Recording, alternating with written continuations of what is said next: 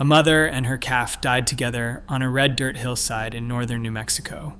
Their bones were broken open from the inside. Someone kept a fire burning beside them, low and steady, for hours. The date came back at roughly 37,000 years ago. That is not a small correction. That is nearly 24,000 years before anyone is supposed to have set foot on this continent. This is not one strange hillside. It is the far edge of an argument that has been quietly cracking for 50 years, and the researchers who found the earlier cracks paid for it with their careers.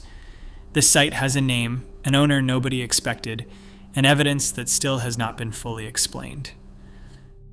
The place is called the Hartley Mammoth site, sitting on a slope outside a small town called Abiquiú, about an hour north of Santa Fe. Red rock, dry air, an enormous open sky. Georgia O'Keeffe lived and painted in this exact stretch of country for decades, drawn by the light alone. It is the kind of landscape that looks like nothing has ever happened here. No signs, no markers, no reason to expect the ground itself is hiding anything at all. Around 2013, that changed. Someone noticed a pale, curved shape working its way out of the dirt, eroding slowly into view the way old bone does when wind and rain finally wear enough soil away. They mentioned it to the man who owned the land. Under normal circumstances, that is where the story would pause for weeks or months, while somebody tracked down a paleontologist willing to drive out and take a look at a stranger's hunch. That pause never happened here. The landowner had already solved that problem, simply by being one. His name is Timothy Rowe. He is a vertebrate paleontologist at the University of Texas at Austin, and here is the detail that changes everything about what this site would eventually be able to prove. His particular specialty is not digging. It is scanning. Rowe has built an entire career putting fossils through high-resolution CT machines, seeing exactly what sits inside a specimen without ever needing to cut it open, without destroying a single piece of the evidence in the process of examining it. Think about the odds of that for a moment. Of every hillside, every ranch, every stretch of red dirt across the entire American Southwest, this particular mammoth had arranged to be buried under the one piece of land owned by a man with exactly the right equipment and exactly the right expertise to look inside her properly. Hold on to that detail, because it is going to matter enormously for how seriously this site could eventually be taken. What came out of that hillside was not one animal. It was two, an adult female and a juvenile, both recovered from the same deposit, buried together. That pairing is not a coincidence, and understanding why requires understanding something about how mammoths actually lived. Mammoths were elephants, closely enough related that everything researchers know about elephant social structure applies directly. Adult females and their young traveled together in tight family groups. Adult males, by contrast, largely lived alone, wandering apart from the herd for most of their lives. A full-grown female and a calf, found together in the same place, are not two animals that simply happen to die near one another by chance. That is a family, caught together in the same moment, at the same location, for whatever reason ended both of their lives at once. And their bones were broken in a way that immediately raised questions. Ribs shattered, blunt force damage scattered across the remains, punctures, pieces struck cleanly off in a pattern that did not look accidental, did not look like the ordinary wear and tear of a carcass simply decomposing in the open over time. Then the radiocarbon results came back, and that is when this site stopped being a curiosity and became something else entirely. The dates landed between 36,250 and 38,900 years old. Call it 37,000, right down the middle. Sit with that figure for just a moment, because the rest of this story depends entirely on understanding exactly what that number is colliding with. This is not a case of a site claiming to be slightly older than expected, a few thousand years earlier than the accepted timeline, the kind of gap that specialists argue about calmly at conferences. This is a number sitting so far outside the accepted picture of when humans reached this continent that it does not simply challenge one theory. It challenges the entire framework that theory was built on top of. And to understand exactly how far outside that framework this site actually sits, and why that distance matters as much as it does, you first need to understand the wall this discovery is running directly into. A wall that, for most of the 20th century, was not treated as a scientific theory at all. It was treated as the absolute boundary of what a serious researcher was permitted to believe. To understand what that 37,000-year date actually collides with, you need to understand the wall first, because for most of the 20th century, American archaeology operated on one clean, simple answer. People arrived on this continent roughly 13,000 years ago, walking south through a corridor that had opened up between two melting ice sheets, carrying with them a distinctive fluted spear point first identified near a small town called Clovis, New Mexico. Before Clovis, according to this framework, there was nobody, no people, no exceptions. It was called Clovis First, and for decades, it was not really treated as a scientific theory at all. A theory gets tested, a theory gets revised when new evidence contradicts it. Clovis First functioned differently. It functioned as the boundary of what you were professionally permitted to believe, and researchers who crossed that boundary did not simply get corrected, they got sidelined. That wall is down now. I want to be genuinely precise about this because it is exactly the part most videos on this subject blur past without ever pinning down a real number, and getting the number wrong changes the entire shape of this story. The wall did not come down quietly, and it did not come down through polite academic disagreement. It came down through decades of evidence that simply refused to go away. But here's the number that actually matters, the one that keeps this whole picture honest. The current accepted frontier for human arrival in the Americas sits somewhere above 20,000 years ago, not 13,000 anymore. The old wall genuinely fell. But the new line researchers have settled on, the one broadly accepted across the field today, still sits at roughly 20,000. Hartley is claiming 37,000. Think carefully about what that actually means for a moment, because it changes how you should be reading everything that comes next in this story. This site is not simply sheltering behind the new, more relaxed consensus that has already replaced the old Clovis wall. It is not quietly riding along on the coattails of a debate other researchers have already mostly won. Hartley is sitting roughly 14,000 years out in front of even that already revised timeline, entirely alone, with no comparable site anywhere nearby to share the weight of the claim. 14,000 years is not a rounding error. It is not the kind of gap that gets settled over a single afternoon of peer review. It is a distance so large that it demands something far beyond ordinary evidence. It demands evidence that is, in a very real sense, extraordinary. Evidence built to survive exactly the kind of hostile scrutiny a claim this far outside the mainstream is guaranteed to receive from the moment it gets published. So the real question stops being whether this site simply found a slightly earlier date than everyone expected. The real question becomes whether what Timothy Rowe and his team actually recovered from that hillside can genuinely carry the weight of a claim this large, sitting this far outside everything the field currently accepts as settled. And to answer that fairly, you have to look directly at what they actually put on the table. Not vague impressions, not a general sense that the bones looked unusual. Specific, physical evidence, examined piece by piece, starting with the very first detail that convinced Rowe this deposit deserved a serious second look in the first place. That evidence begins with the bones themselves, and more precisely, with the way they had actually broken.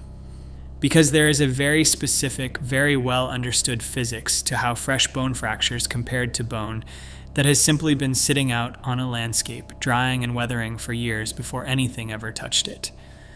That distinction, subtle as it might sound on paper, turns out to be the entire foundation the rest of this argument is built on top of, and it is where the real case for Hartley genuinely begins. The first piece of evidence Rowe's team put forward was the bone flakes. And to understand why they matter, you first need to understand a simple piece of physics that has nothing to do with archaeology at all.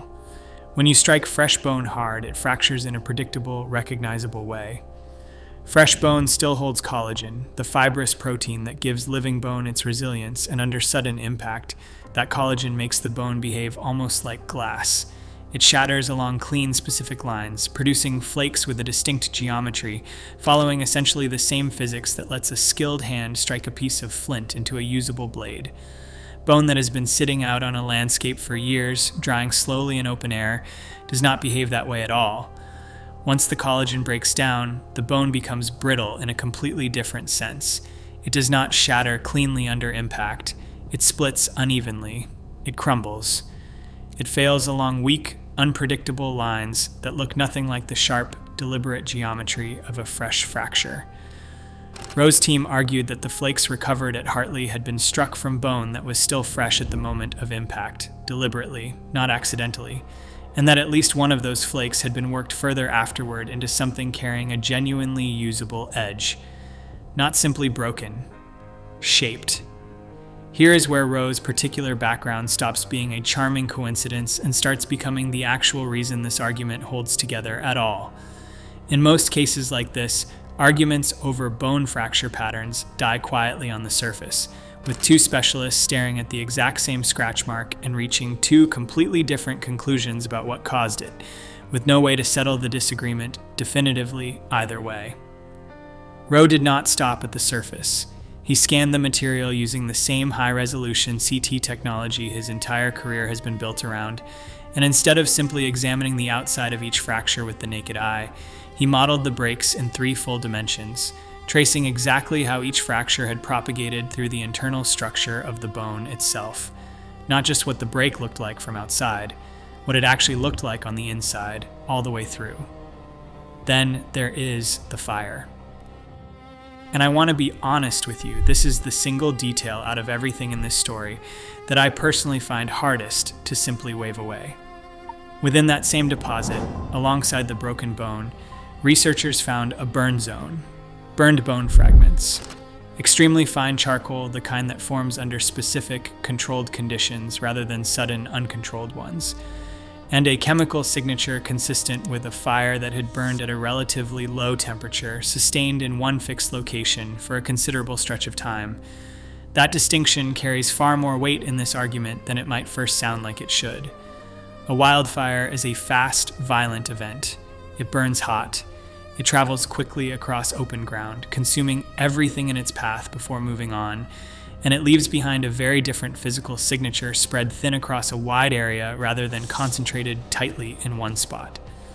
A fire that sits still in a single place and smolders gently for hours, staying low and controlled rather than racing outward, is, as a general rule, a fire that somebody is actively feeding and tending. And scattered directly through that same burn zone, researchers found the remains of small animals, small mammals, birds, fish, nothing that natural scavenging or decomposition processes would typically gather in one tight cluster beside a dead mammoth carcass on their own, with no outside cause. But exactly, precisely, the kind of small, mixed assemblage you would expect to find scattered around a spot where a group of people had actually sat down together and eaten a meal. Put all of it together, the fresh bone flakes, the worked edge, the sustained low fire, the small animal remains scattered through the burn, and it reads like a camp. A real one. But sitting directly in the middle of that reading is a hole, and it is the kind of hole that makes this entire case significantly harder to accept rather than easier. I want to make the case against Hartley properly, at full volume, because it deserves to be taken seriously rather than dismissed as reflexive skepticism. This is a genuinely difficult objection to answer, and pretending otherwise would not be honest. Bone breaks. That is the entire difficulty sitting underneath every single piece of evidence described so far. A mammoth carcass lying out in the open is not a static object quietly waiting to be discovered intact. It is something other large, heavy animals walk over again and again for years, sometimes decades, before anyone ever notices it. A mammoth setting its own foot down on a rib bone applies several tons of direct pressure to it in an instant, more than enough force to shatter bone in ways that can look, to an untrained eye, remarkably deliberate. Carnivores complicate the picture further. When predators or scavengers feed on a carcass, their teeth leave punctures behind, and those punctures can look uncomfortably similar to the kind of marks a stone or bone tool leaves during deliberate butchery.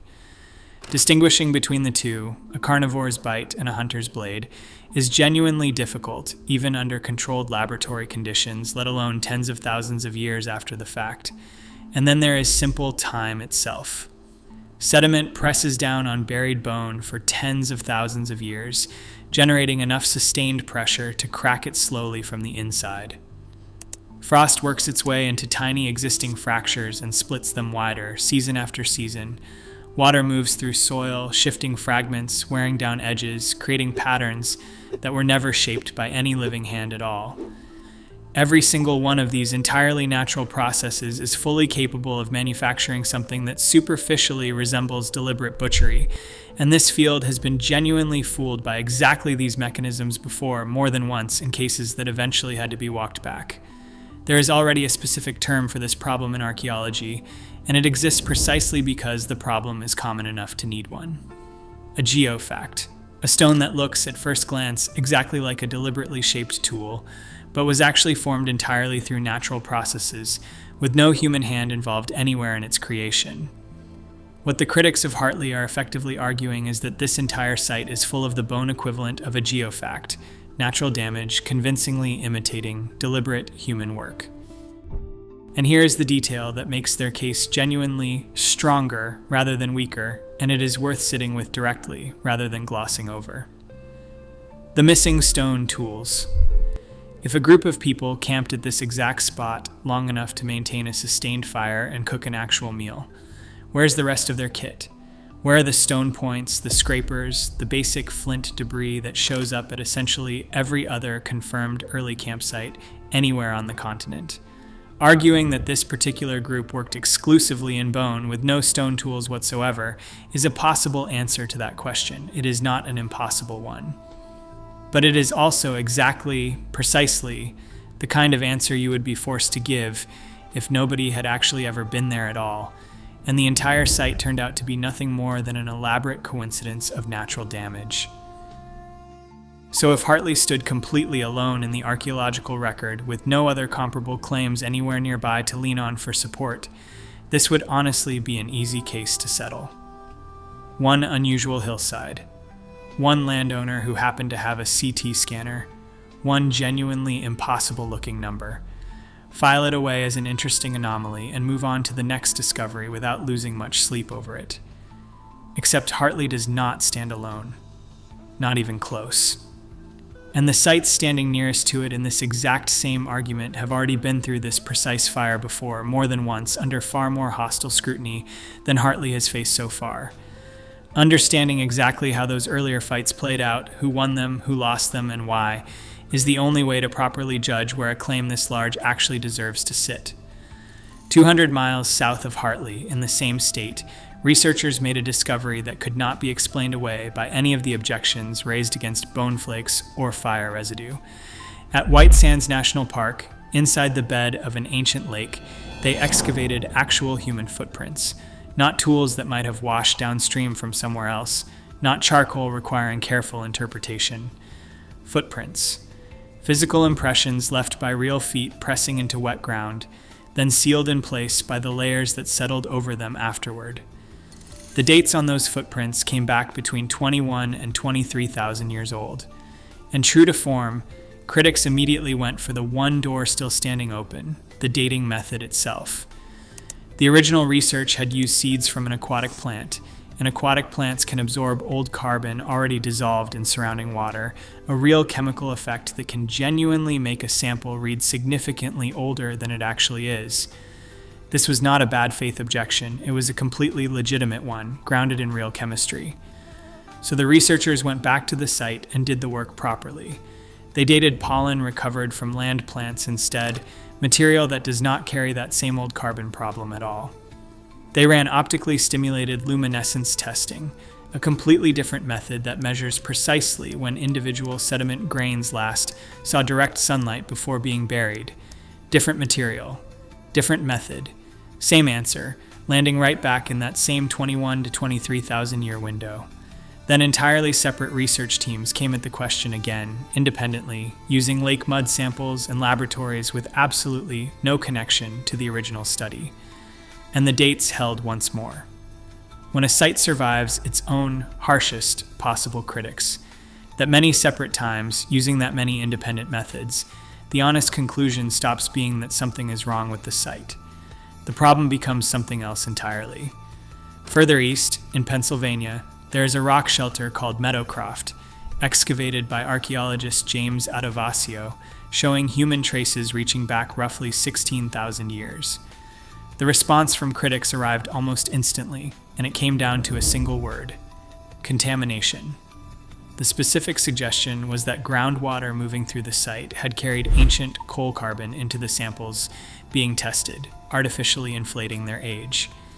Here's the genuinely uncomfortable part of that story, the part that rarely gets said out loud. Nobody ever actually demonstrated that this contamination happened. Not once, not conclusively. The accusation never needed rigorous proof behind it to do its job. It only needed to be repeated calmly and repeated often, for long enough to keep the entire site quarantined within the field, treated as suspect indefinitely without ever being formally disproven. That is the quieter mechanism running underneath this entire story, and it matters more than any single piece of physical evidence. You do not actually have to disprove an inconvenient site to neutralize it. You only have to call it contaminated, publicly and repeatedly, and then simply let the accumulated doubt do the rest of the work for you, indefinitely, without any further effort required. And that mechanism has always carried a real cost for the people caught inside it. In southern Chile, researcher Tom Dillehay spent decades of his career defending a site called Monteverde, dated to roughly 14,500 years old, barely more than 1,000 years older than the old Clovis line ever claimed. And even with evidence that carefully documented, it still took until 1997 for the wider field to formally accept it as genuine. There was even a specific nickname researchers used at the time for the gatekeepers who reflexively rejected claims like this one: the Clovis Police. Dillehay has been blunt in describing exactly what those years of resistance were actually like to live through professionally, and it is worth sitting with that reality directly for a moment. A researcher can be completely right. He can be holding the physical evidence directly in his own two hands, verified and solid, and he can still lose the better part of an entire career, simply because that evidence happened to arrive before the field itself was genuinely ready to hear it. Let me be exact about where Hartley actually sits, because keeping this straight is the difference between a real mystery and a manufactured one.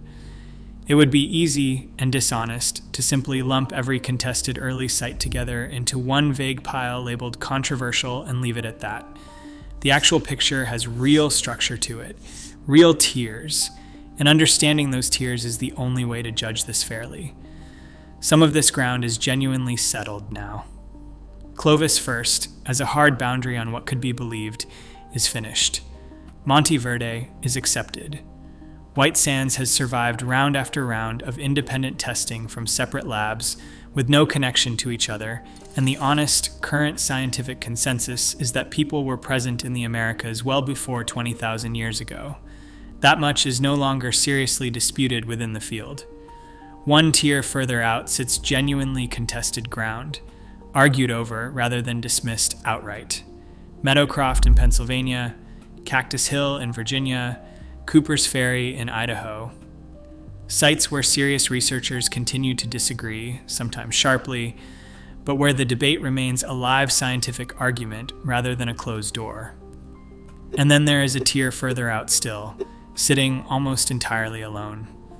The Cerruti Mastodon site in San Diego, where broken mastodon bones and heavy stones were dated to roughly 130,000 years old and published directly in the journal Nature back in 2017.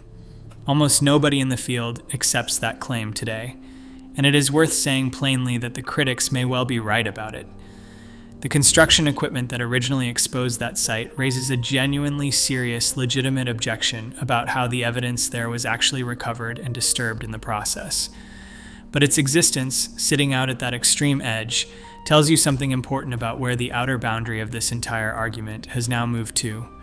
Hartley sits in its own distinct position within that structure, published, scanned, with the internal fracture geometry modeled in 3 dimensions rather than argued from surface impressions alone, publicly documented, with the raw data made available for other researchers to examine directly, and roughly 14,000 years beyond anything the field currently accepts as settled, not refuted, not remotely accepted either, sitting, quite deliberately, in the genuine unknown.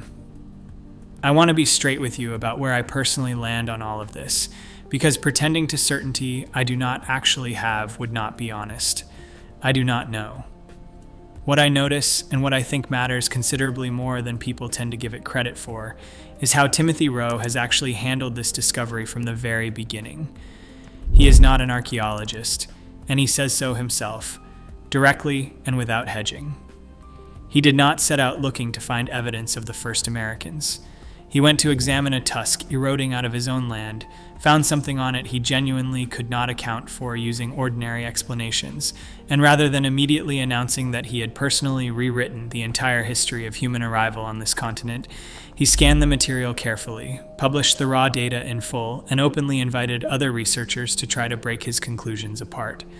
Most of the real damage done across this particular corner of science has historically come from exactly the opposite instinct.